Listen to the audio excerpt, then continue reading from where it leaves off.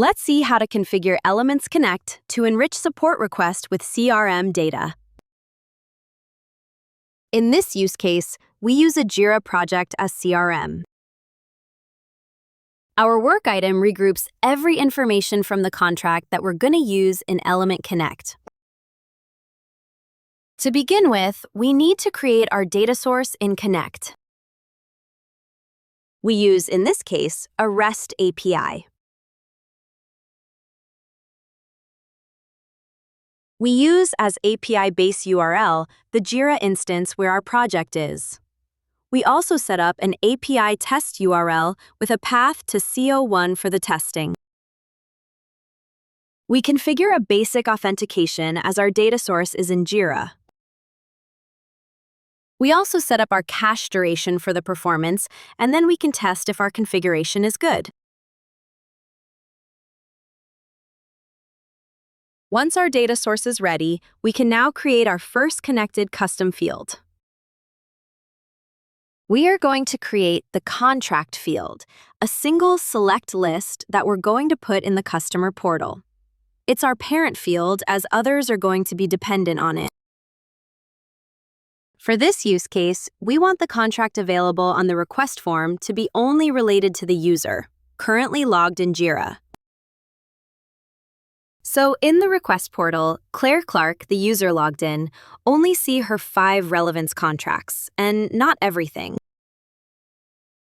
To do that, we create a dependencies to the current user with the account ID, but we also could use the name or email address as explained in our documentation. You then edit the fields parameter to control which data points your API returns.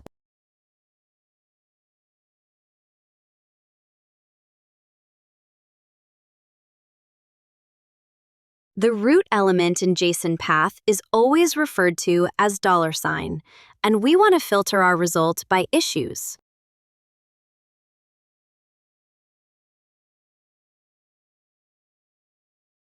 We test our configuration with the account ID to be sure our query will provide the good items. It's also helped to understand how we need to configure the display.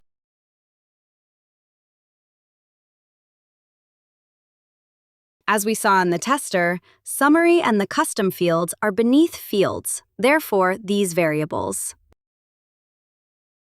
And so we have the contract name, number, and maintenance date included in the custom field. Notice our field is an object type for dependencies with an ID based on the contract number. Now that our parent custom field contract is created, we can create the others. These custom fields are for the agent view, and they are read-only because we don't want their value to be editable. We create our dependencies by linking the custom field contract number with our parent custom field, contract.